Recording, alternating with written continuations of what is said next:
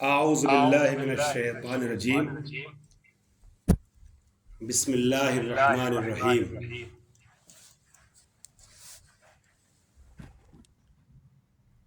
الحمد لله رب العالمين والصلاة والسلام على سيد المرسلين وآله الطاهرين سيما علي أمير المؤمنين. أما بعد فقد قال الله الحكيم في كتابه الكريم. بسم الله الرحمن الرحيم. إنا أعطيناك الكوثر فصل لربك وانحر إن شانئك هو الأبتر. میں سب سے پہلے سوال کرنا چاہوں گا وہ خواہران عزیز جو کلاس جوائن کر چکی ہیں، ہماری آواز صحیح آ رہی ہے؟ علیکم السلام. جی، امید کرتا ہوں انشاءاللہ. لاسٹ ویک جیسے تھوڑی بہت پریشانی آ گئی تھی، اس ویک اس ہفتے اس مشکل کا سامنا نہیں ہوگا. ہمارے درس کا آغاز ہو رہا ہے. ایک بات اور پوچھنا چاہوں گا، یہ جو بورڈ پہ وائٹ بورڈ جہاں پر جو لگا ہوا ہے، اس پہ کچھ عبارتیں لکھی ہوئی عربی میں.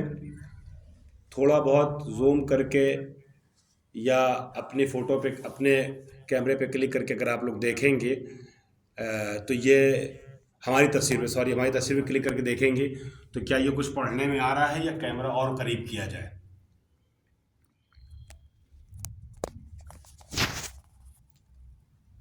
ذرا لکھ کے بتائیے گا آپ لوگ. تھوڑا پڑھنے میں آ رہا ہے؟ اچھا، پڑھنے میں نہیں آ رہا ہے تو اس کو ذرا سا اور قریب کر لیتے ہیں. پلیز 1 منٹ آپ لوگ انتظار کیجیے گا. بہت صاف تو نہیں آئے گا لیکن امید یہ ہے کہ تھوڑا بہت شاید نظر آئے.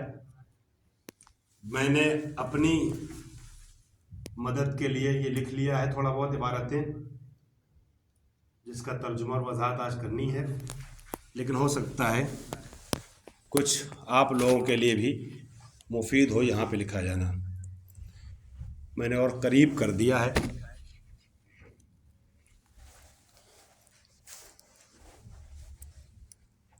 کوئی بات نہیں، جو لوگ بڑے اسکرین پہ دیکھ رہے ہیں ان کو شاید نظر آئے، اور اگر بڑا اسکرین نہیں ہو پائے، زوم نہ ہو پائے،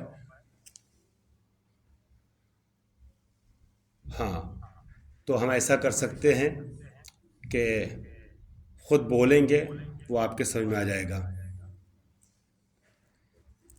میں دیکھتا ہوں اگر اسکرین شاٹ اس کی چلی جاتی ہے تو بھیج دیتا ہوں آپ لوگوں تک. اس کی اسکرین بھیجنا تھا، فوٹو لے کر کے اس کی میں ٹرائی کرتا ہوں. 1 منٹ ٹھہریے گا. آپ لوگ اگر فوٹو چلی جاتی ہے تو یہ فوٹو بھیج رہا ہوں.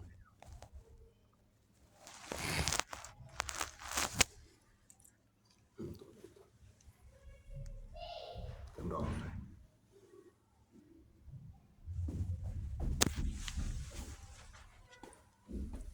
اچھے سے پورا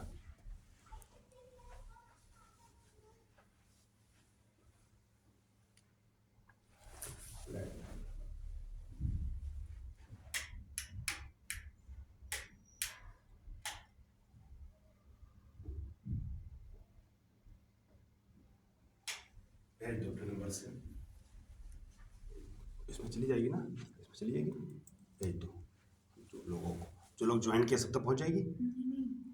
اس میں جائے گی نا کوئی کے باکس میں. چیٹ میں تو فوٹو نہیں جاتی.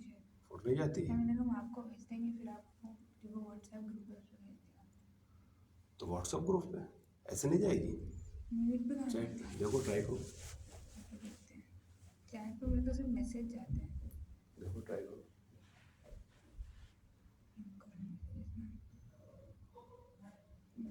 سلیکٹ کرنے کے لیے فوٹو کا کیمرہ ہے کیا؟ बढ़ते ही जा रहा है। चलो छोड़ देते, लॉक लगा दो। तो उसकी ज़रूरत नहीं, हम फोटो में ही दिखा रहे हैं तो उसकी यहाँ लगाना ज़रूरी नहीं है, अपने पास रखो। जैसे सब लोग यूज़ करें वैसे यूज़ करो। खूब, चूँकि आप लोगों के व्हाट्सएप ग्रुप्स अलग अलग हैं तो अभी भेजना मुमकिन नहीं है, दर्स में ताख़ीर हो जाएगी, तो हम दर्स का आगाज़ कर रहे हैं। खूब,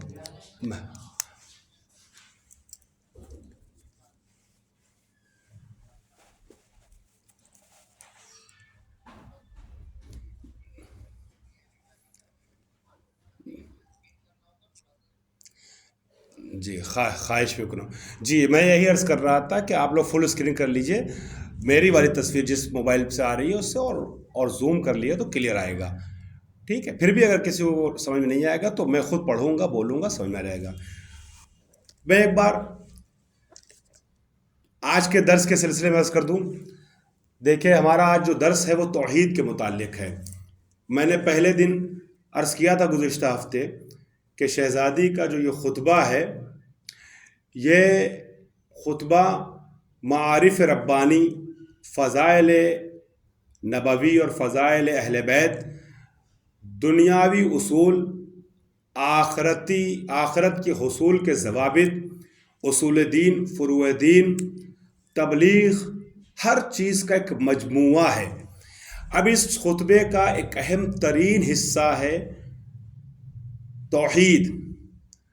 आपने आगाज़ में तौहीद को पेश किया है। मैं 40-45 मिनट के दर्स में तमहीदन 5-7 मिनट मैं अर्ज़ करना चाहूँगा गुज़िश्ता दर्स का ख़ुलासा। देखिए, जिन लोगों के पास आवाज़ न पहुँचे क्लियर, प्लीज़ दोबारा उसको सही करने अपनी जानिब से कोशिश करें, इसलिए कि जहाँ तक मैं देख रहा हूँ आवाज़ मेरी क्लियर पहुँच रही है अक्सर तक। और जामिअतुल फ़ातिमा से जुड़े हुए जो अरकान हैं उनसे मेरी गुजारिश होगी, जैसे अभी आपने वो वाली बात की स्क्रीन वाली, वही अगर कोई परेशानी आती है हमारी जानिब से तो आप मुझे वॉइस के ज़रिए से बता दीजिएगा। चूँकि मैं स्क्रीन से ज़रा दूर हूँ तो शायद सबके मैसेज पढ़ ना पाऊँ। तो मैं समझता हूँ सही आ रही है आवाज़। आप प्लीज़ अपनी आवाज़ ठीक कर लीजिएगा अपनी जानिब से, तो इंशाअल्लाह मेरी आवाज़ क्लियर पहुँचेगी। तो मैं 5-7 मिनट में ख़ुलासा पेश करूँगा गुज़िश्ता दर्स का, और उसके बाद इस मतन में वारिद हो जाऊँगा। अगर गुंजाइश रही तो तौहीद के आगे बढ़ूँगा, इसके अलावा कुछ जुमले पेश करूँगा, वरना आज जो जुमले मैंने बोर्ड पे लिखे हैं उस हद तक इक्तिफ़ा करूँगा। देखिए, ये खुतबा फ़िदक या खुतबा लुम्मा, जैसा कि मैंने अर्ज़ किया था, शहज़ादी कौनैन का वो तारीख़ी खुतबा है जिसको बहुत सी किताबों में तहरीर किया गया है। मिन जुमला इब्न तैफूर आलिम अहल सुन्नत ने, जो आज से तकरीबन 1250 साल पहले दुनिया में आए थे, उनकी विलायत हुई थी 10वें इमाम और 11वें इमाम, बल्कि 9वें इमाम के दौर में ही उनकी विलायत हो चुकी थी। तो 9वें 10वें इमाम के दौर के ये आलिम हैं, और इन्होंने अपनी किताब के मुकदमे में जो किताब बलागातुन निसा के नाम से लिखी है, शुरू में तहरीर किया है कि मैंने ये जो 700-800-1000 पेजेस तहरीर किए हैं अरब ख़वातीन की जो बलीग़ शख्सियतें हैं उनके खुतबों को इकट्ठा किया, उनके कलाम को इकट्ठा किया है। ये हर खुतबा नहीं है, हर बोलने वाली औरत का कलाम नहीं है, हर तकरीर करने वाली, हर खुतबा देने वाली, हर स्पीच देने वाली, हर फसाद बलागत पर मबनी कलाम पेश कर देने वाली खातून का कलाम हमने इकट्ठा नहीं किया है, बल्कि हमने अरब में ढूंढा है पूरे अरब में कौन वो शख्सियतें हैं जिन्होंने सबसे अच्छा कलाम पेश किया है, और उन कलामों को हमने मुंतखब किया है जो गोया ये मुंतखब कलाम निस्वां है, मुंतखब कलाम ख़वातीन है, जिनको उन्होंने अपने लफ्ज़ों में सितारों का नाम दिया है, यानी आसमान बलागत के सितारे हैं ये खुतबे जो मैंने अपनी किताब बलागातुन निसा में जमा किए हैं। और फिर साथ में ये तहरीर करते हैं कि उन तमाम सितारों के दरमियान दरख्शां आफ़ताब की हैसियत جو خطبہ رکھتا ہے وہ جناب فاطمہ زہرا بنت محمد مصطفیٰ صلی اللہ علیہ وآلہ وسلم کا خطبہ ہے، جسے خطبہ لمہ یا خطبہ فدق کہتے ہیں۔ اور میں یہ بھی عرض کر چکا ہوں کہ یہ خطبہ فدق شہزادی نے ارشاد فرمایا تھا اس موقع پر کہ جب فدق آپ کا چھین لیا گیا تھا۔ اور فدق جو ہے وہ ایک پورا علاقہ ہے۔ جب جنگ خیبر واقع ہوئی اور جنگ خیبر میں میں کوشش کروں گا ایک بیلنس بنانے کی، تاکہ آپ میں سے جو حضرات، جو خواتین، جو خواہران خطابت کرتی ہیں، ذاکرات و مبلغات ہیں، ذرا ان کو بھی خطابت کے انداز سے کچھ میٹر مل جائے، اور جو دیگر خواہران ہیں، خواتین ہیں جو علمی ذوق رکھتی ہیں، ان کے لیے بھی ذرا آسان لفظوں میں کچھ باتیں منتقل ہو جائیں۔ بہرحال تو جنگ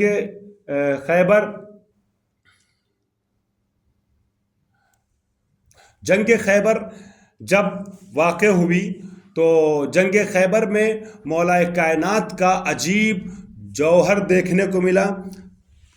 ایک سیکنڈ ٹھہریے گا بیٹا، یہاں پہ آپ بیٹھیے تاکہ اس پہ بھی دیکھتے رہیے، چونکہ یہاں جو ہے نا کچھ چیزیں لکھ کے آ رہی ہیں، ہو سکتا ہے آپ سمجھ جائیں۔ یہاں پہ بیٹھیے، یہاں میرے تھوڑا محسوس کیجیے گا۔ نیٹ ورک نہیں ہے؟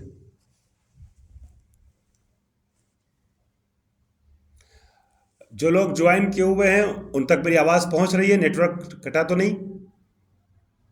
خوب، جزاکم اللہ، سلامت رہیے آپ لوگ۔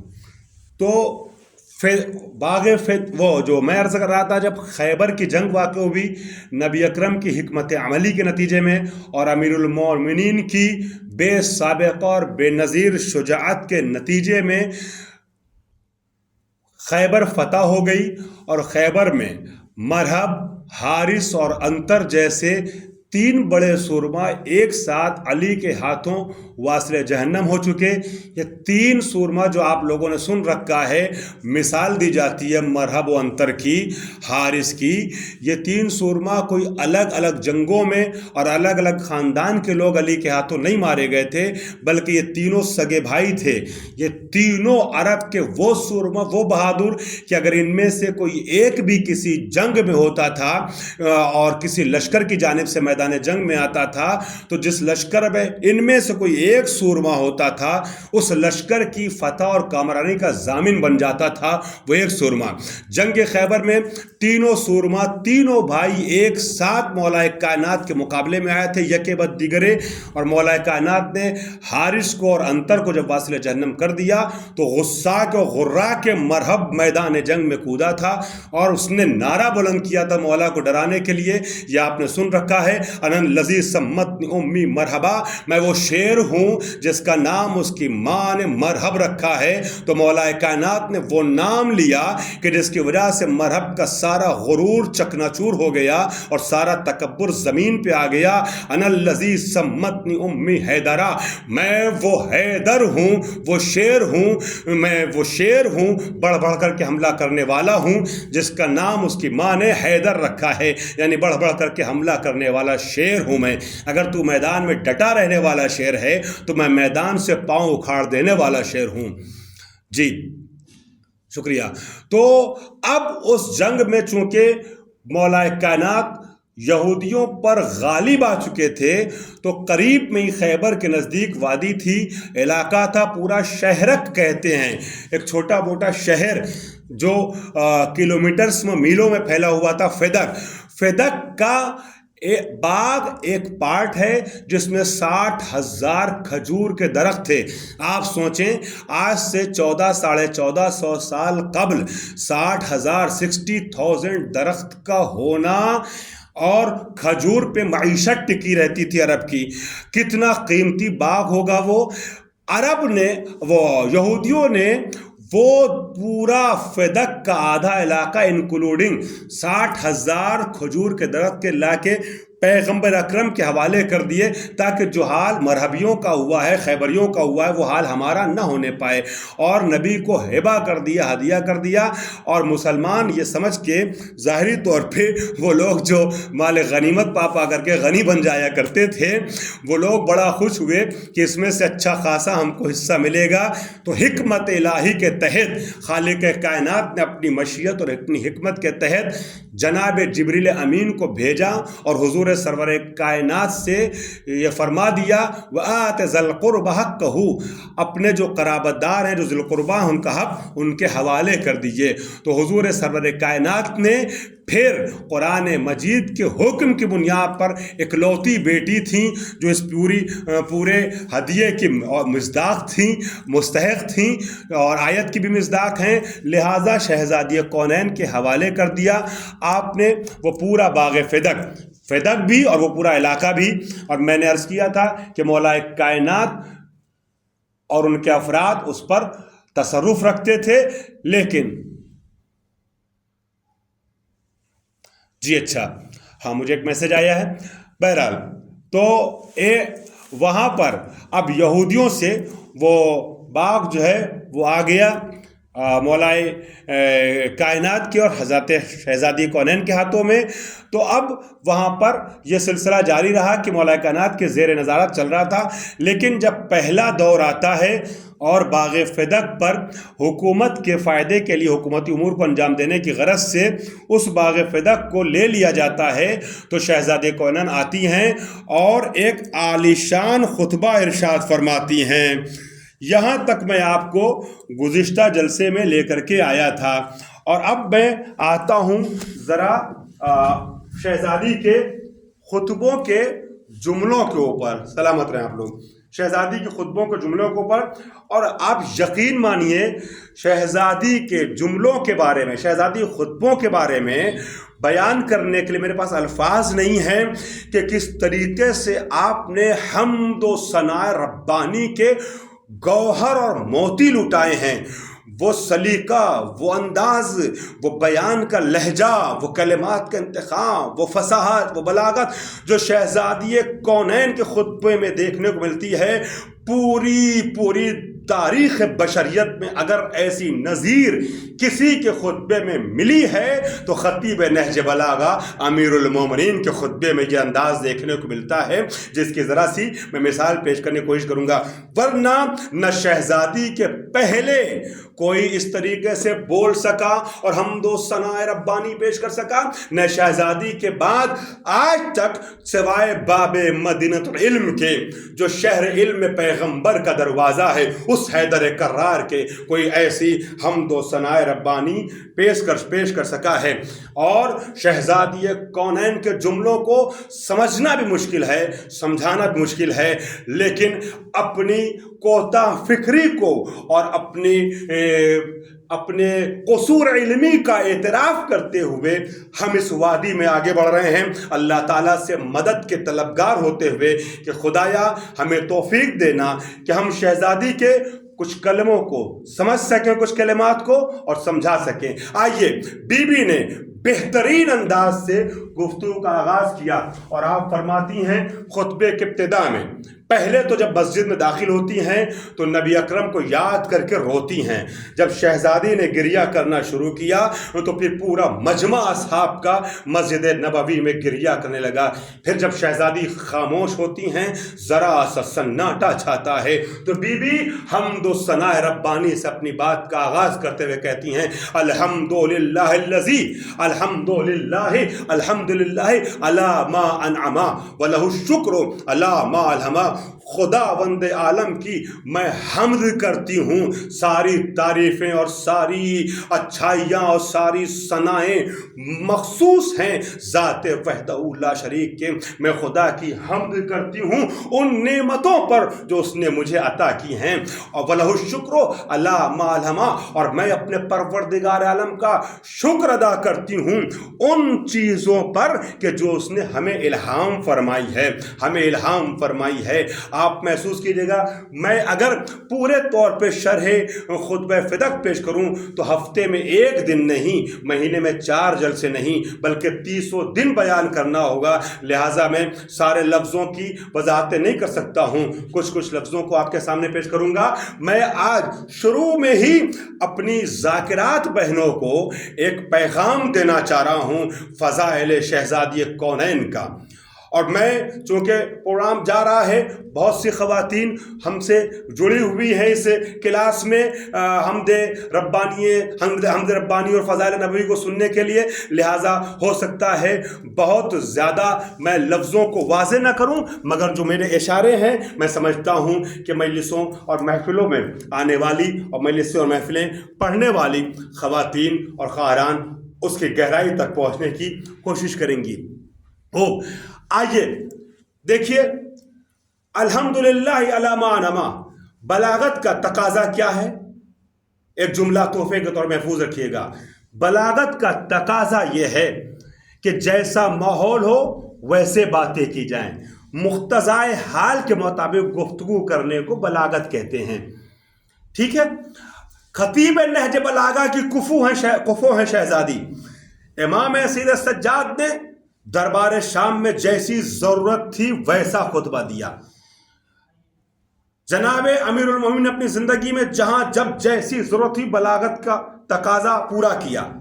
شہزادی بول رہی ہے نا، آواز کلیئر نہیں آ رہی ہے، ایک سے زیادہ لوگوں نے کہا ہے، باقی لوگ بتائیں آواز سے۔ میرے خیال سے جو رسپانس آ رہا ہے ماشاءاللہ سبحان اللہ کا، جی فرمائیے۔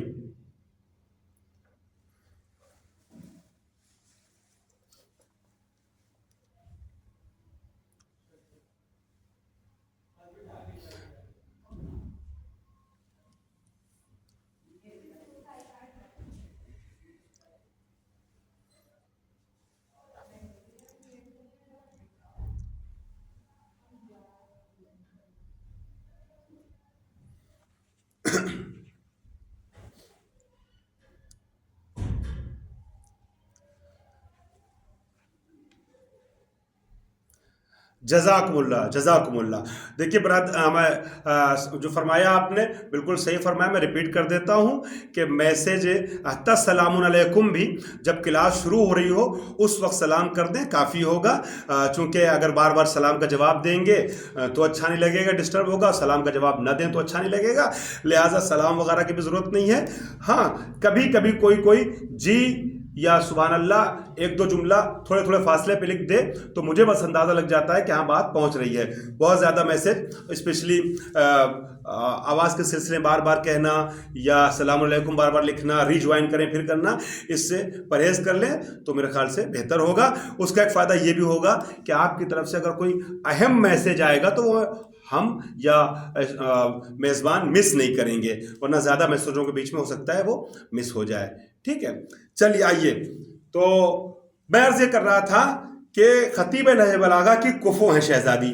تو بلاغت کا تقاضا، بلاغت کو اصول یہ ہے، آپ میں سے بعض خواہران جو ہیں وہ حوضوں کی پڑھی ہوئی ہیں یا حوضوں میں پڑھ رہی ہیں، فصاحت و بلاغت کے بارے میں آپ نے پڑھ رکھا ہے۔ بلاغت کی تعریف یہ کی جاتی ہے کہ مقتضائے حال کے مطابق بولا جائے، جیسا ماحول ہو ویسے گفتگو کی جائے۔ اب شہزادی آ کے خطبہ دے رہی ہیں تو یاد رکھیے گا، میں ذاکرات کی خدمت میں ایک تحفہ پیش کر رہا ہوں ایام فاطمیہ سے قبل، کہ شہزادی مسجد میں کوئی عید کی نماز کا خطبہ دینے نہیں گئی ہیں، کوئی جمعے کا خطبہ دینے نہیں گئی ہیں۔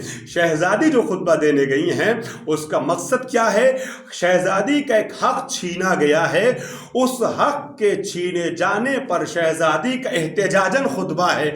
تو اب ماحول کیا ہے؟ شہزادی کی کچھ نعمتیں ہیں، شہزادی کے کچھ خزانے ہیں، شہزادی کی کچھ چیزیں ہیں جو اللہ نے انہیں عطا فرمائی تھی، اور پھر نبی اکرم کی آنکھ بند ہونے کے بعد بندوں نے اسے چھین لیا۔ تو اب تمام امت مسلمہ اور اصحاب کی دنیا میں اور ساتھ میں وہ افراد جنہوں نے حق چھینا تھا ان کے سامنے شہزادی کو احتجاجی خطبہ دینا تھا۔ تو اب شہزادی فرماتی ہیں، شہزادی چاہتی تو یہ کہہ سکتی تھیں الحمدللہ الذی ہدانا، शहजादी चाहती तो कह सकती थी अल्हम्दुलिल्लाहि रब्बिल आलमीन, शहजादी चाहती तो कह सकती थी अल्हम्दुलिल्लाहिल्लज़ी ला यबलुगु मिततहुल काइलून, शहजादी इसके अलावा अल्हम्दुलिल्लाहिल्लज़ी अल्लमा बिल कलम कहीं से भी अपने खुतबे का आगाज़ कर सकती थी, जैसे आमतौर पर खुतबों का आगाज़ किया जाता है। मगर शहजादी का बिल्कुल मुनफरिद अंदाज है और आगाज़ खुतबा अजीब अंदाज से होता है। अल्हम्दुलिल्लाह अला मा अनमा, मैं तारीफ़ करती हूँ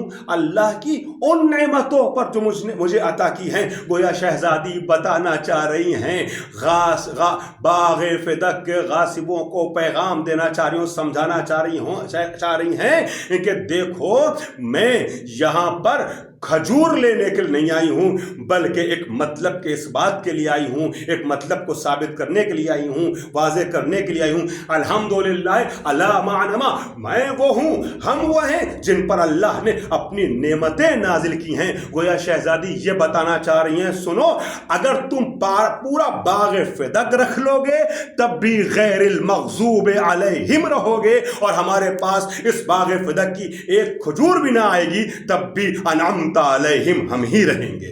साहिबान नेमत हम हैं, अल्लाह ने हमें नेमतें अता की हैं। यह है शहजादी का एक अहम नुक्ता जो आपने गासिबीन फ़िदक के सामने पेश किया। और फिर फरमाती हैं वलहु शुक्र अला मा अलहमा, इल्हाम आप में से अक्सर को पता होगा, बाखबर हैं, इल्हाम वलहु शुक्र अला, और शुक्र अल्लाह का उन चीज़ों पर जो उन्होंने हमें इल्हाम फरमाई हैं। आपको पता है शहजादी किन लोगों से बातें कर रही हैं?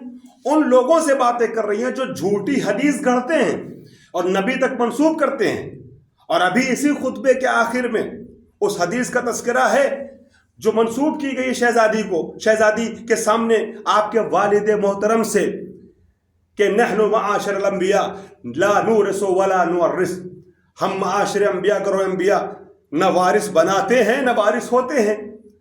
इस तरीके की हदीसें बीबी के सामने सुनाई जा रही जो कुरान से टकरा रही हैं। और अभी आगे आएगा कि बीबी ने कुरान की आयतें पढ़ के इन हदीसों को काटा है और कहा है कि तुम भूल गए हमारे बाबा के इस कौल को कि बाबा ने फरमाया था कि अगर हमारी हदीसों की सच्चाई को परखना है तो कुरान से मिला के देखना, कुरान से मुताबिकत कर जाए, मैच कर जाए, तत्बीक कर जाए तो मान लेना, वरना दीवार पे दे मारना।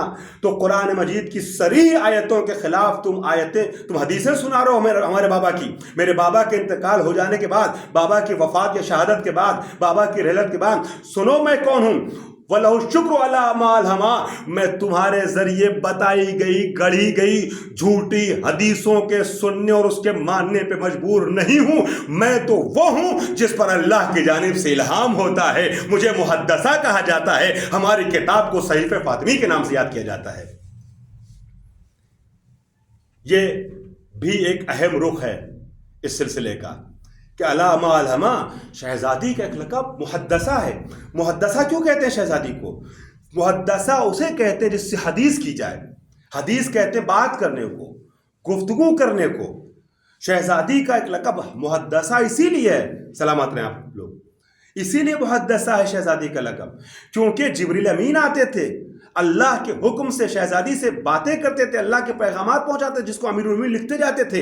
और जब अमीरुल मोमिनीन लिखते जाते थे तो वो इकट्ठा होकर के एक किताब बन गई, जिसे सहीफ़े फातिमी कहते हैं, या मुसफ़े फातिमी कहा जाता है। और ये किताब मौलाए कायनात के बाद इमाम हसन के पास, इमाम हसन के बाद इमाम हुसैन के पास रही, एक एक इमाम, यहाँ तक कि आज इमाम आखिर के पास है। और इमाम ज़माना जब आएंगे इंशाअल्लाह तो वो किताब ले करके आएंगे जिसे मुसफ़े फातिमी कहा जाता है। मा कान व मा यकून का इल्म है उसके अंदर। कुरान मजीद एक अल्लाह की जामे किताब है जो नबी पे नाज़िल हुई। हम कुरान की तहरीफ के कायल नहीं हैं, कम-ओ-ज़ात के कायल नहीं हैं, लेकिन शहजादी से जो फरिश्ता बातें करता था अल्लाह के हुक्म से, उन बातों के, उस गुफ्तगू और हदीसों के मजमूए का नाम है मुसफ़े फातिमी। तो बीबी कह रही है तुम मेरे सामने झूठी हदीसों का रोब झाड़ते हो, जबकि मैं तो वो हूँ जिससे अल्लाह बातें करता है। मैं तो मुहद्दसा हूँ, अल्लाह गुफ्तगू करता है फरिश्तों के जरिए, इल्हाम करता है मेरे ऊपर, मेरे वजूद में इलाही बातें दाखिल होती हैं इल्हाम रब्बानी के जरिए से। तो तुम मुझे झूठी हदीसों के जरिए से मरूब ना करना। वलहु शुक्र अला मा अलहमा, وَالثَّنَاءُ بِمَا قَدْ، دیکھیے میں نے شروع میں عرض کیا تھا اس لہجے میں اس انداز سے بات وہی کر سکتی ہے خاتون جو کف خطیب نہج بلاغہ ہو، کف حیدر کرار ایسے باتیں کر سکتی ہیں، اور شہزادی نے یہ باتیں کی ہیں۔ کچھ تو تھا شہزادی میں کہ وصیت کی تھی بیوی سے، بیوی کے نبی اکرم نے بیوی کے بارے میں اپنی رحلت سے پہلے مولا کائنات سے کہ دیکھو جو فاطمہ کہیں اسے مان لینا، اسے تسلیم کر لینا۔ ہو سکتا ہے میرا جملہ آپ میں سے کسی کے لیے تھوڑا سا بڑا ہو جملہ، مگر میرے پاس اس کی دلیلیں موجود ہیں، مدارک اور ریفرنسز موجود ہیں، ایک جلسے میں سب واضح نہیں کیا جا سکتا، لہٰذا یہ مان کے چلیے گا میں لباس پیغمبر پہن کر کے کوئی ایسی بات نہیں کہہ رہا ہوں کہ جو غیر معتبر ہو۔ نبی نے وصیت کی ہے، وصیتیں ہمارے پاس موجود ہیں معتبر کتابوں میں کہ شہزادی میں کچھ تو تھا۔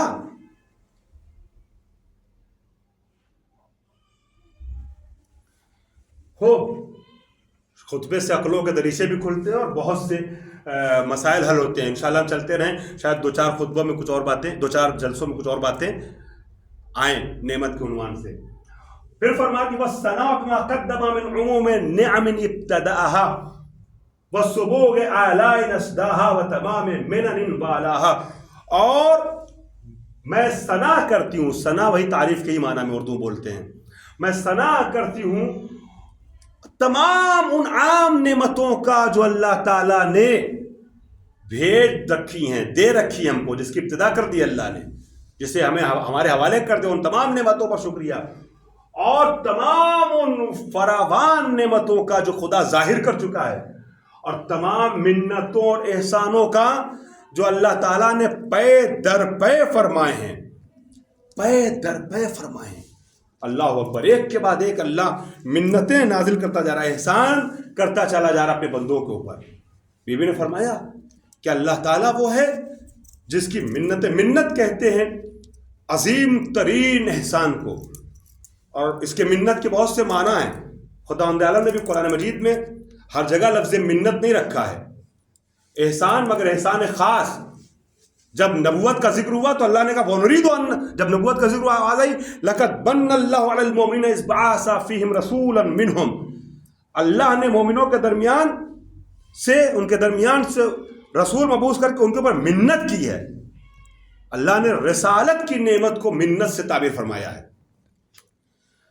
جب امامت کی گفتگو ہوئی تو قرآن نے سورہ اسراء فرمایا، سورہ قصص کی آیت نمبر 5 میں فرمایا وَنُرِيدُ أَن نَّمُنَّ عَلَى الَّذِينَ اسْتُضْعِفُوا فِي الْأَرْضِ وَنَجْعَلَهُمُ الْأَئِمَّةَ وَنَجْعَلَهُمُ الْوَارِثِينَ، ہمارا یہ ارادہ ہے کہ ہم امام بنا کر کے لوگوں پر احسان کریں، آپ اہل زمین پر احسان کریں ان کے درمیان۔ وَنُرِيدُ أَن نَّمُنَّ عَلَى الَّذِينَ اسْتُضْعِفُوا فِي الْأَرْضِ وَنَجْعَلَهُمُ الْأَئِمَّةَ، ہم انہیں امام بنائیں۔ امامت کے لیے لفظ منت رکھا ہے، تو منت خاص طریقے کے احسان کو کہتے ہیں۔ بی بی نے فرمایا تمام نعم والاہا، تمام ان نعمتوں پر اللہ کا شکر جو اس نے پے در پے، والا پے در پے، ایک کے بعد ایک ہمیں عطا کی ہیں۔ ٹھیک ہے، وہ ہے قرآن مجید میں کیا آیت ہے، والشمس وضحاہا والقمر اذا تلاہا، سورج کی قسم اور چاند کی قسم جب بلا فاصلہ پشت سورج آ جائے، سورج کے غروب ہوتے ہی فوراً نمودار ہو، والاہا، پے در پے، ایک نعمت ختم نہیں ہوتی ہے دوسری نعمت کا آغاز ہو جاتا ہے۔ اس کے بہت سے مفاہیم پیش کیے جا سکتے ہیں۔ میں خطابت کرنے والی خواہران ذاکرات کے لیے پیش کر رہا ہوں جملہ، والاہا، آپ نے سن لیا، میں نے قرآن سے پیش کیا، اللہ نے رسالت کو منت کا نام دیا، امامت کو منت کا نام دیا، اور پھر فرماتی ہیں اللہ کا شکر ہے کہ اس نے پے در پے لگاتار اپنی نعمتیں نازل کی ہیں۔ ایک منت ختم نہیں ہوتی ہے دوسری منت آ جاتی ہے، ایک جاتا نہیں دوسرا آ جاتا ہے۔ نبی کے جاتے ہی علی ظاہر ہوتے ہیں، علی کے جاتی حسن آتے ہیں، حسن کے جاتی حسین آتے ہیں، حسین کے جاتی سجاد آتے ہیں۔ منتوں کا ایک سلسلہ ہے امامتوں کی شکل میں، اور یہ ساری منتیں زہرا کے گھر میں ہیں۔ اللہ نے جن چیزوں کو منت سے تعبیر کیا ہے وہ سب زہرا کے کنبے میں ہیں، یا زہرا کا باپ ہے، زہرا کے باپ ہیں، یا زہرا کے شوہر ہیں، یا زہرا کی اولاد ہے۔ بڑے دقائق ہیں خطبہ زہرا میں۔ پھر فرماتی ہیں جب عن الاحصاء عددها، ان کے عدد کو شمار کرنا ممکن نہیں ہے. اللہ تعالیٰ نے ایسی نعمتیں نازل کی، اتنی نعمتیں دے دی ہیں کہ شمار کیا جائے تو شمار نہیں، ناممکن ہے اس کو شمار کرنا. وَنَا عَنِ الْجَزَاءِ مَدْحُهَا، اور اللہ نے نعمتیں اتنی دی ہیں کہ اگر اس کا شکریہ ادا کیجیے تو وقت کم پڑ جائے گا. شکریہ ادا کیجیے تو وقت کم پڑ جائے گا. آپ میں سے جس نے شیخ سعدی کو پڑھا ہوگا، دنیا ادب کا بہت بڑا نام، ٹاپ 10، میں ریپیٹ کر دوں گا. شیخ سعدی شروع میں گلستان سعدی کہتے ہیں لفظ منت کا استعمال کرتے ہوئے، اور وہ کہتے ہیں کہ اللہ تعالیٰ نے انسان کو سانس دی ہے نا، ہر وہ سانس جو اندر جاتی ہے وہ ایک نعمت، وہ جو باہر آتی ہے وہ دوسری نعمت. اندر جو سانس جا رہی ہے نہ جائے تو انسان مر جائے، باہر جو سانس آ رہی ہے نہ آئے تو انسان مر جائے. تو ہر سانس پہ دو نعمت ہے، اور ہر نعمت پہ شکر منعم واجب ہے. گویا انسان اپنی سانسوں کا شکریہ ادا کرنا چاہے تو ادا نہیں کر سکتا ہے. شہزادی نے فرمایا ہے کہ وَنَا عَنِ الْجَزَاءِ مَدْحُهَا، امد کہتے مدت کو، فاصلے کو، زمانے کو. زمانہ اتنا ہے ہی نہیں انسان کے پاس کہ اللہ کی نعمتوں کا شکر ادا کر سکے. وقت کم پڑ جائے گا، شکریہ ادا نہیں ہو سکتا اللہ کی نعمتوں کا. سلامت رہیں آپ لوگ، شکریہ آپ لوگوں کا بھی. وَتَفَاوَتَ عَنِ الْإِدْرَاكِ أَبَدُهَا، وَتَفَاوَتَ عَنِ الْإِدْرَاكِ أَبَدُهَا، اور ان نعمتوں کی ہمیشگی، کہاں تک یہ نعمتیں چلنے والی ہیں، یہ ہمارے ادراک سے بہت دور ہے. اللہ نے دور رکھا ہے ہمارے ادراک سے. ہم درک ہی نہیں کر سکتے کہ یہ نعمتیں جانے والی کہاں تک ہیں. اس کی انتہا کا ہمیں پتہ نہیں ہے. لیکن ہاں، ہم نعمتوں کو نہ درک کر سکتے ہیں نہ شمار کر سکتے ہیں، لیکن یہ تو ضرور ہے کہ ان نعمتوں پہ جتنا شکر ادا کر سکتے ہیں ادا کریں. شکریہ کیوں شکریہ ادا کریں؟ اس شکریہ کے ادا کرنے میں بھی ہمارا ہی فائدہ ہے. بی بی فرماتی ہے وَنَدَبَهُمْ لِاسْتِزَادَتِهَا بِالشُّكْرِ الْاِتِّصَالِ، اللہ نے اپنے بندوں کو بہت محبت سے پکارا، بڑے خلوص سے آواز دی، آؤ میرا شکریہ ادا کرو تاکہ نعمتیں تمہاری زیادہ کر دوں اور نعمتوں کو جاری رکھوں. نعمتوں کو جاری رکھوں، یہ نعمتوں کا سلسلہ باقی رہے، چلتا رہے. لِاتِّصَالِهَا، یہ نعمتیں جو ہیں وہ متصل رہیں، پے در پہ چلتی رہیں. قرآن مجید کی اس آیت کو بی بی نے گویا اپنے لفظوں پیش کر دیا، لَإِن شَكَرْتُمْ لَأَزِيدَنَّكُمْ، اگر تم شکریہ ادا کرو گے تو ہم تمہارے نعمتوں میں اضافہ کر دیں گے. وارث قرآن کی بیٹی نے قرآن کی آیت کو اپنے لفظوں میں منعکس کر دیا، لَإِن شَكَرْتُمْ لَأَزِيدَنَّكُمْ.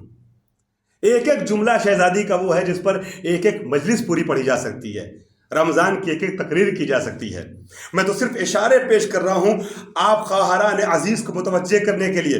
بعد میں انشاءاللہ جب یہ درس مکمل ہو جائے گا تو کوشش رہے گی کہ یا تو وائس میں جو میں ریکارڈنگ ہو رہی ہے یا پھر ترجمہ عربی عبارت کے ساتھ آپ کی خدمت بھیجا جائے. جن کے پاس اویلیبل ہے اچھی بات ہے، لیکن کچھ حاشیے کچھ شرحیں میں پیش کر رہا ہوں، اس سے نعمت کے طور پہ محفوظ رکھیے گا.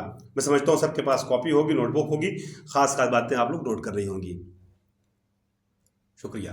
خوب، اب فرماتی ہیں وَاسْتَحْمَدَ إِلَى الْخَلَائِقِ بِإِجْزَالِهَا، اور سنو، اللہ نے تم سے استحماد کہتے ہیں استغفار. عربی زبان میں جب اس طریقے سے کوئی کلمہ استعمال ہوتا ہے تو طلب کے معنی میں ہوتا ہے. استغفار نے طلب مغفرت، استنصار طلب نصرت، نصرت کا مانگنا. استغفر اللہ، خدایا ہم تم سے مغفرت طلب کرتے ہیں. استحمدہ، اللہ نے جو تم سے کہا میری حمد کرو نا، کیوں کہا ہے؟ اللہ نے حمد کرنے کے لیے اس نے نہیں کہا ہے کہ اس کو ضرورت ہے، بلکہ حمد کا مطالبہ کر کے اپنی حمد و ثنا کے وزن کو بڑھا دیا ہے، جزیل بنا دیا ہے. بتایا ہے کہ دیکھو میری نعمتیں کتنی عظیم ہیں، تم حمد کرو گے تب تمہیں احساس ہوگا، تم شکر ادا کرو گے تب تمہیں احساس ہوگا کہ نعمتیں کتنی عظیم ہیں، اور ہم ان نعمتوں کو اور بڑا اور عظیم بناتے چلے جائیں گے تمہارے لیے. یہی نہیں، اس قریب نے جس کی عطا کی کوئی حد نہیں ہے کہ سنو ہم تمہاری اس نعمت کو 2 برابر کر دیں گے. تثنیہ سنا آپ نے نا، اثنین سنا ہے نا، 2، ٹھیک ہے. وَصَنَّا بِالنَّدْبِ إِلَىٰ أَمْثَالِ، پھر اللہ تعالیٰ نے کہا، دعوت دی کہ تم ہمارا شکریہ ادا کرو، نعمتوں کے شاکر رہو، تاکہ اسی طریقے سے ہم تمہیں محشر میں دوبارہ نعمتوں سے نواز دیں۔ دنیا میں نعمتوں پہ شکر ادا کرو گے، محشر کی نعمتیں تمہارا انتظار کریں گی۔ اپنی اپنی جگہ بیٹھے ہوئے آپ لوگ آرام سے خاموشی سے صلوات پڑھ لیجیے گا، چونکہ یہ صلوات کا مقام ہے، عظمت شہزادی کونین پہ بھی اور عظمت باری تعالیٰ پر بھی، کہ اگر تم جہاں ہمارا شکر ادا کرو گے تو محشر میں بھی تمہیں مستحق نعمت بنا دیں گے۔ اور آپ محسوس کیے محشر کی نعمت کیا ہوتی ہے؟ محشر کی نعمت جنت ہے، کوثر ہے، بخشش ہے۔ سب سے بڑی نعمت محشر کی ملاقات اہل بیت ہے، کنیزان زہرا۔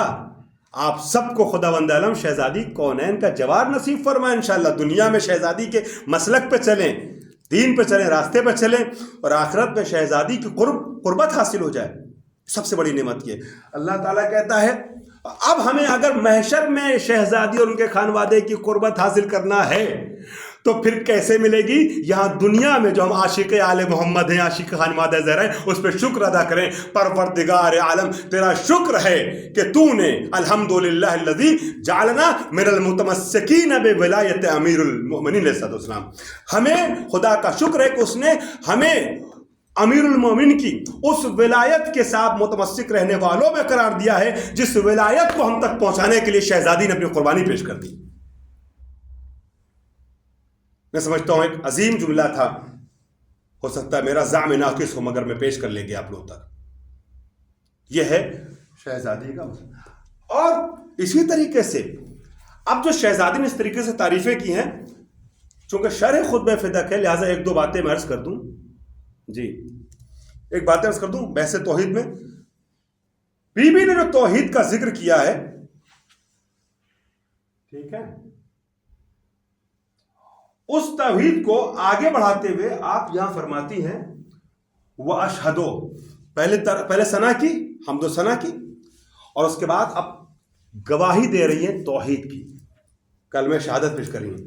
وَأَشْهَدُ أَن لَا إِلَهَ إِلَّا اللَّهُ وَحْدَهُ لَا شَرِيكَ لَهُ، وَأَشْهَدُ، میں گواہی دیتی ہوں کہ کوئی خدا نہیں اللہ کے علاوہ، وہ وحدہ لا شریک ہے، وہ تنہا ہے، اکیلا ہے، یکتا ہے، لا ثانی ہے، لا شریک ہے۔ الحمد واشہد، میں گواہی دیتی ہوں اللہ الہ، کوئی خدا نہیں الا اللہ، سوائے اللہ کے، یہ اللہ ہو سوائے اس کے، وحدہ لا شریک لہ، اور وہ واحد ہے، تنہا ہے، لا شریک لہ، اس کا کوئی شریک نہیں ہے۔ ایک سینٹ ٹھہریے گا آپ لوگ۔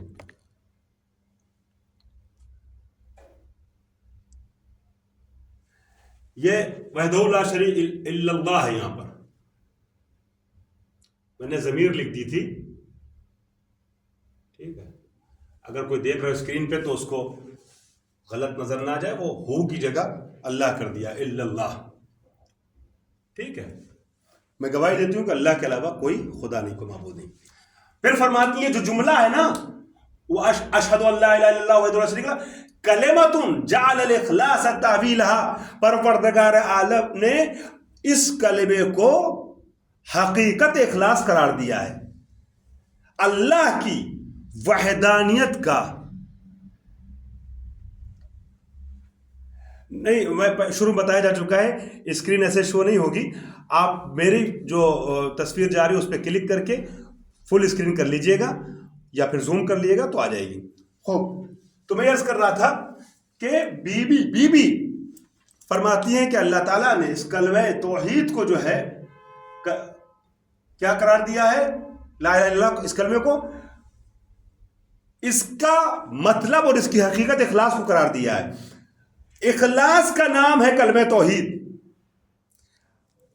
آپ میں سے کوئی بتائے گا قرآن مجید کا ایک سورہ ہے نا،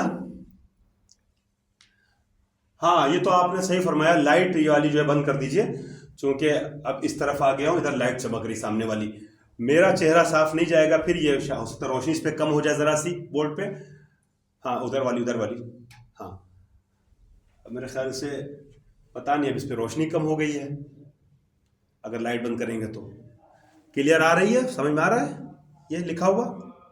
جی چلیے ٹھیک ہے، صحیح ہے، پھر رہنے دیں بیٹا۔ تو میں عرض کر رہا تھا، ہاں واپس آ جائیے اپنی وادی میں کلاس کی، کہ اخلاص آپ میں سے کوئی بتائے گا؟ میں سمجھتا ہوں سبھی کو پتا ہوگا، مگر میں صرف آپ لوگوں کو شامل کرنے پوچھوں۔ جی ماشاءاللہ، سورہ اخلاص، سورہ توحید کو سورہ اخلاص بھی کہتے ہیں، اس لیے توحید یعنی اخلاص۔ شہزادی نے اسی مطلب کی طرف اشارہ کیا ہے، قل هو اللہ، بسم اللہ، قل هو اللہ احد اللہ الصمد لم یلد ولم یولد ولم یکن له کفوا احد۔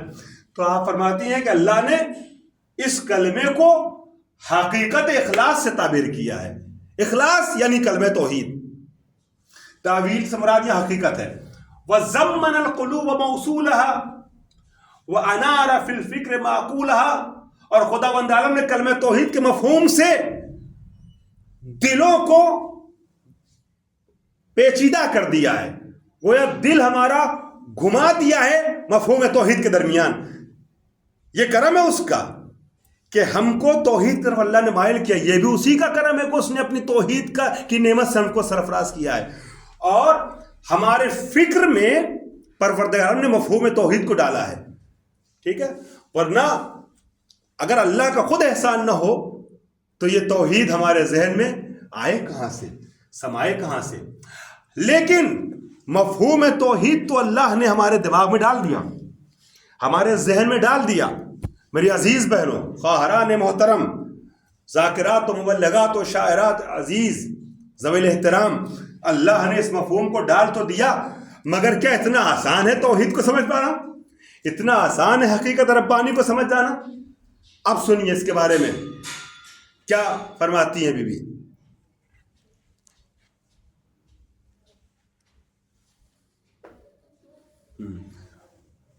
فرماتی ہیں وَمِنَ الممتنع من الابصار رؤیتہ، الممتنع من الابصار رؤیتہ، اللہ کی توحید کے بارے میں سنو میرے جاننے والوں، اور اے میرے مخاطبین، خطاب میں کر رہی ہوں مسجد نبوی میں، مگر صبح قیامت تک آنے والے تمام مخاطبین تک میسج ہے توحید کا۔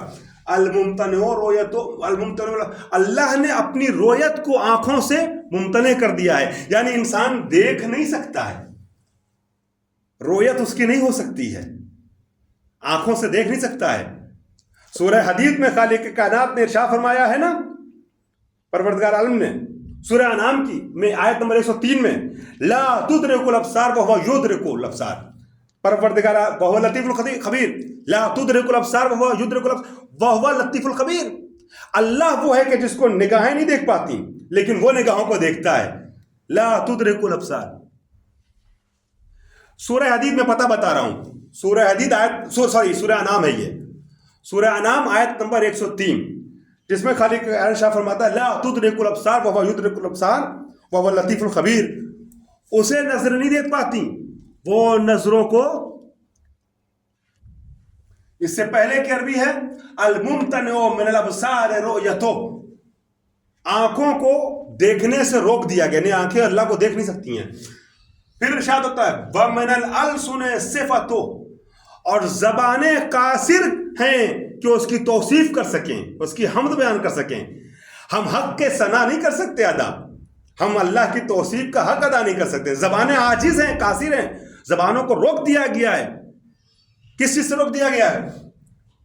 وَمِنَ الْأَلْسُنِ صِفَتُ، ہے نا، الممتنع من الابصار، آنکھوں سے ممتنع روک دی گئی ہیں، رویت زبان سے روک دی گئی ہے، اس کی توصیف، اس کی جو اللہ کی جو حقیقت ہے اسے کو بیان نہیں کر سکتا، اللہ کی ثنا کا حق ادا نہیں ہو سکتا ہم سے، اتنا عظیم و برتر۔ وَمِنَ الْأَوْهَامِ كَيْفِيَتُ، اللہ کیسا ہے، کس طرح کا ہے، کس شکل کا ہے، اس کی کیفیت کیا ہے نا، کس ٹائپ کا ہے، اس کی کیفیت کو درک کرنا انسان کے وہم و گمان سے پرے کی باتیں ہیں۔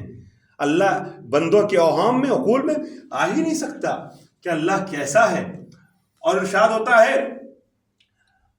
لا من شیء، ہاں ابتدع الاشیاء لا من شیء کان قبلها، یہ جملہ یہ جملہ ہمیشہ کے لیے اپنے ذہن میں بسائیے، بڑا لطیف جملہ ہے۔ میں بھی کچھ لفظوں پہ واپس آؤں گا، ذرا سی وضاحت کروں گا، میں گھڑی دیکھ رہا ہوں، میں چاہ رہا ہوں کم سے کم اس کا ترجمہ آخر تک پہنچا دوں، پھر جو میرے پاس ٹائم رہے گا اگر رہ گیا تو میں کچھ جملوں کی ذرا سی تشریح بھی کر دوں گا، ایک دو آیت اور حدیثیں اور پیش کر کے۔ اب یہ جملہ سنیے، بڑا قیمتی جملہ ہے۔ ابتدع الاشیاء لا من شیء کان قبلہ۔ آج انسان بڑا غرور کرتا ہے نا کہ ہم نے موبائل بنا لیا، ہم نے انٹرنیٹ سیٹلائٹ کا اختراع کر لیا، ہم نے کمپیوٹر بنا لیا، ہم نے ٹی وی، فریج، یہ وہ پتہ نہیں کیا کیا مشینیں، گاڑیاں بنا لی، ہیلی کاپٹر بنا لیا، راکٹ بنا لیے، ایسی گاڑی بنا لی جو فضا میں چلتی ہے، جب چاہتے اس کو زمین پہ اتار دیتے ہیں، ایسے ہیلی کاپٹر بنا لیے جہاں چاہیں چڑھا دیں، اتار دیں، روک دیں، ہیں؟ ہم 6 مہینے کا سفر 6 گھنٹے میں طے کر لیتے ہیں، ٹھیک ہے؟ ایسی ایسی چیزیں ہم نے بنا لی اور اپنے کو انسان خالق سمجھتا ہے۔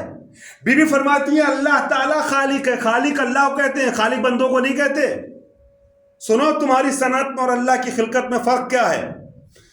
تم کیا کرتے ہو؟ تم خالق نہیں ہو، کریٹر نہیں واقعی معنی میں، تم بنانے والے نہیں ہو، تم تو صرف دنیا میں پائے ہوئے مٹیریل کو، مادوں کو جوڑ کے ایک تیسری شکل میں پیش کر رہے ہو۔ دو مٹیریلز کو آپس میں جو ہے، پین جو بنایا ہے نا، پین خلق نہیں کیا بندے نے، پین کے مٹیریل موجود تھے۔ یہ جو موبائل بندے نے بنایا ہے، یہ موبائل انسان نے، بندے نے بنایا نہیں ہے، بلکہ یہ موبائل پہلے سے موجود تھا۔ موبائل کے مٹیریلز کو اکٹھا کیا ہے، مادوں کو اکٹھا کیا، ایک تیسری چیز سامنے پیش کر دی، شکل بدل کر کے۔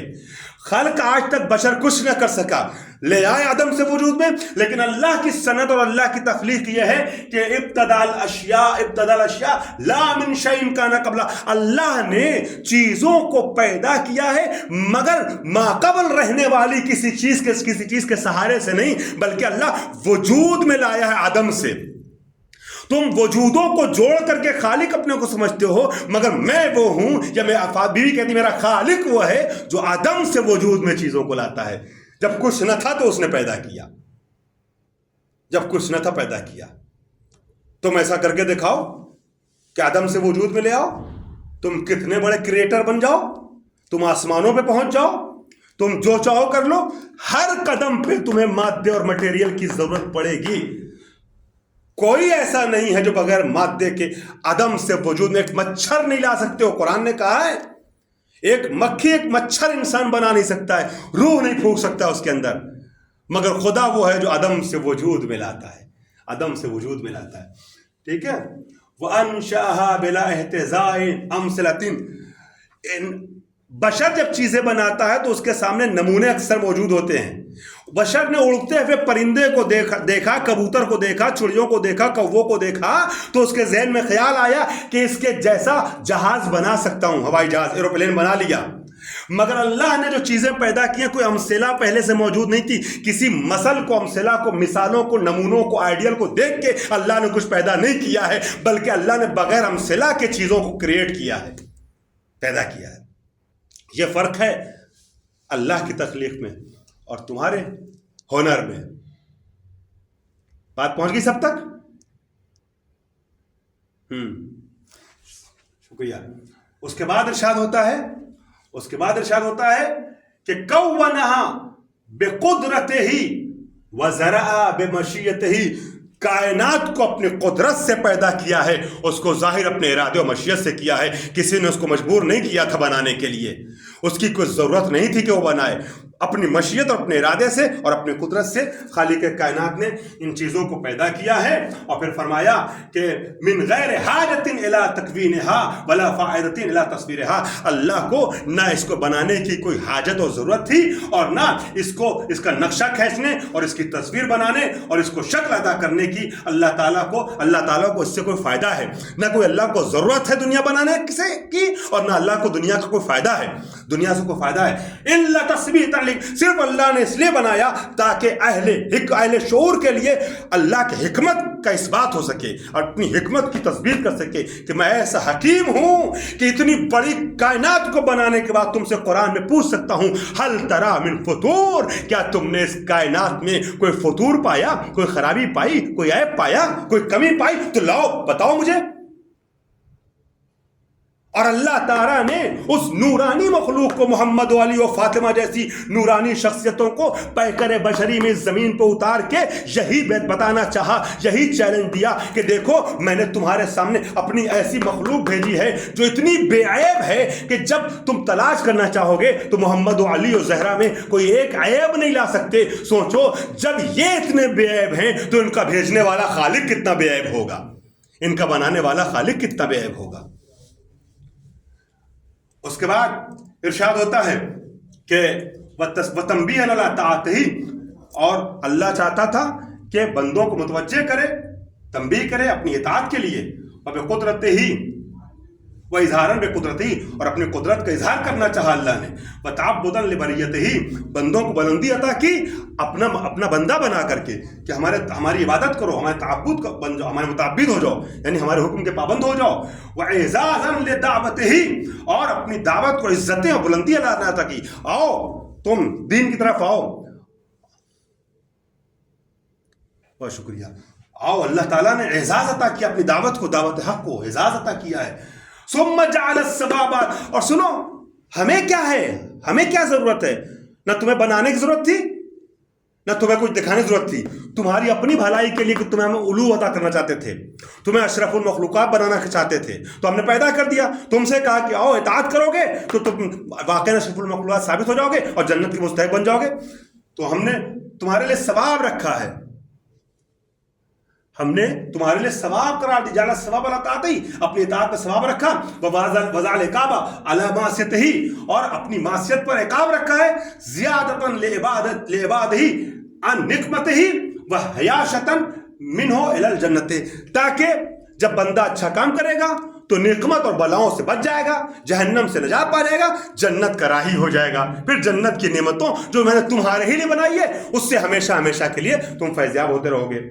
میرے پاس صرف 4 یا 5 منٹ رہ گیا ہے، 9 سے 10 کلاس تھا، اور میں اب اس 3-4 منٹ میں 2-3 تحفے جلدی پیش کرنا چاہتا ہوں۔ بی بی نے جو توحید کی بات کہی ہے، شکریہ آپ لوگوں کا، توحید کی جو بات فرمائی ہے، اس میں کہیں نہ کہیں بی بی نے سورہ حدید، وہ جو سورہ تو سورہ انعام کی آیت نمبر 103 تھی، آپ لوگ دیکھ لیے گا بعد میں، اب سورہ حدید کی آیت نمبر 3 دیکھیے گا، اس میں ارشاد ہوتا ہے هو الاول والآخر والظاہر والباطن وهو بكل شيء علیم، وہی اول بھی ہے، وہی آخر بھی ہے، وہی ظاہر بھی ہے، وہی باطن بھی ہے، اور وہ ہر شے پہ قدرت رکھنے والا ہے اور ہر شے کا جاننے والا ہے، ہر شے کا احاطہ کرنے والا ہے۔ اور اسی مفہوم کو خطیب نہج بلاغہ نے نہج بلاغہ میں ارشاد فرمایا ہے، کوفو ہے نا، میں نے کہا بار بار، اور یہ ہمیشہ کہتا رہوں گا جب تک یہ جلسہ چلتا رہے گا کلاس کا، ہر ہفتے کہوں گا کہ کوفو ہیں خطیب نہج بلاغہ کی۔ اب یہ شان ذرا نہج بلاغہ میں دیکھ لیے، خطبہ نمبر نوٹ کر لیے، بعد میں ملا لیے کتاب سے۔ بہت شکریہ۔ جی ہاں، بے شک بی بی ایسا کلام پیش کر سکتی ہیں۔ اب خطبہ نمبر 163 میں آپ فرماتے مولا کائنات، لیس لاولیتہ ابتداء ولا لازالیتہ انقضاء وهو الاول لم یزل والباقی بلا جل۔ اللہ وہ ہے کہ اللہ وہ ہے کہ جس کی اولیت کے لیے کوئی ابتدا نہیں ہے۔ اللہ کب سے ہے کوئی بتائے گا؟ کب سے ہے نہیں پتا، کسی کو نہیں پتا، ہے ہی نہیں اس کی اولیت کی ابتدا۔ ہر پہلے کی کوئی ابتدا ہوتی ہے، مگر اللہ کب سے ہے اس کی کوئی ابتدا نہیں۔ لیس لاولیتہ ابتدا، اس کی اولیت کے لیے کوئی ابتدا نہیں ہے، ولا لازالیتہ انقضاء، اور اللہ کب تک رہے گا اس کی کوئی انتہا نہیں ہے۔ نہ اس کی ابتدا ہے کسی کو معلوم، نہ ہے ہی نہیں معلوم، کیا ہے ہی نہیں، نہ اس کی ابتدا ہے اور نہ کوئی انتہا ہے۔ اور اسی طریقے سے آپ آگے ارشاد فرماتے ہیں، هو الاول لم یزل، وہ ایسا اول ہے جو کبھی ختم نہیں ہوگا، والباقی بلا اجل، ایسا باقی ہے جس کی کوئی مدت نہیں ہے، کب تک باقی رہنے والا ہے اللہ، کوئی بتائے گا؟ نہیں بتا سکتا۔ اللہ کی ابتدا بھی کسی کو نہیں معلوم تھا, ہے ہی نہیں, نہ ابتدا ہے ہمیشہ سے. جی قدیم کا اللہ تعالیٰ کا جو مفہوم ہے نا, ازلی اور ابدی, ہمیشہ سے ہمیشہ رہے گا, اس کو ملا کے کہتے ہیں سرمدی. ازلی اور ابدی اللہ ہمیشہ سے ہمیشہ رہے گا, دونوں کو ملا کے ایک ساتھ کہتے ہیں سرمدی. مولا کائنات نے اسی سرمدیت کو پیش کیا ہے. اور اسی طریقے سے یہ جو آپ نے فرمایا بی بی نے کہ اس کو دیکھ نہیں سکتے ہیں, زبان تعریف نہیں کر سکتی ہے, اور ہم در نہیں کر سکتے فلاں فلاں, میں نے پچھلے جلسے میں اشارہ کیا تھا, آج پھر پڑھ رہا ہوں نہج بلاغہ کا خطبہ نمبر 1. آپ لوگ اٹھا کے دیکھیے, پورا پڑھیے گا, میں صرف 2-3 لائن پڑھ رہا ہوں. مولا کائنات فرماتے ہیں اسی مفہوم کو پیش کرتے ہوئے, الحمدللہ الذی لا یبلغ مدحہ القائلون, ساری تعریف اس اللہ کے لیے ہیں کہ جس کی مدحت تک پہنچ نہیں سکتے ہیں بولنے والے. ولا یحصی نعماءہ العادون, اور نعمتوں کو شمار کرنے والے اس کی نعمت اور شمار کرنے والے اس کی نعمتوں کو شمار نہیں کر سکتے. ولا یؤدی حقہ المجتہدون, اور کوشش کرنے والے اس کا حق ادا نہیں کر سکتے ہیں. ولا یدرکہ بعد الہمم, ہمتوں کی بلندیاں اس کو درک نہیں کر سکتی ہیں.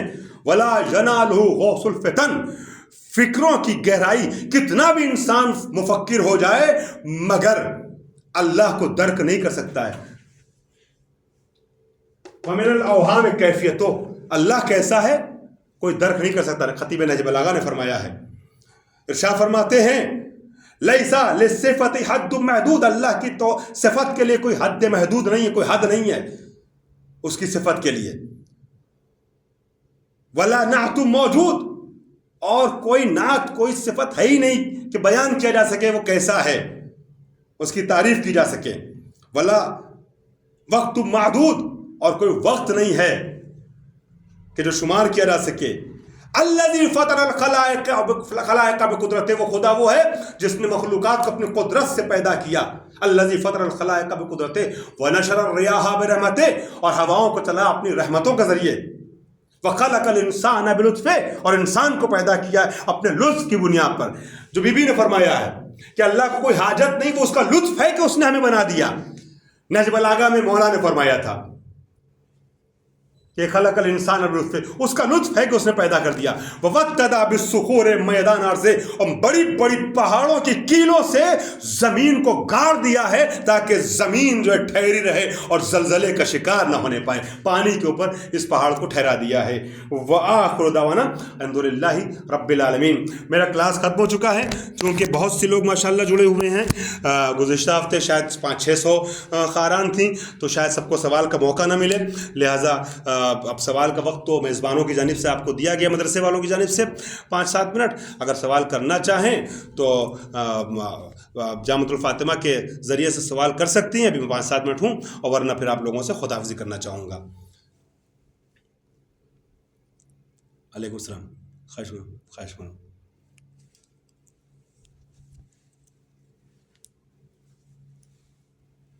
جی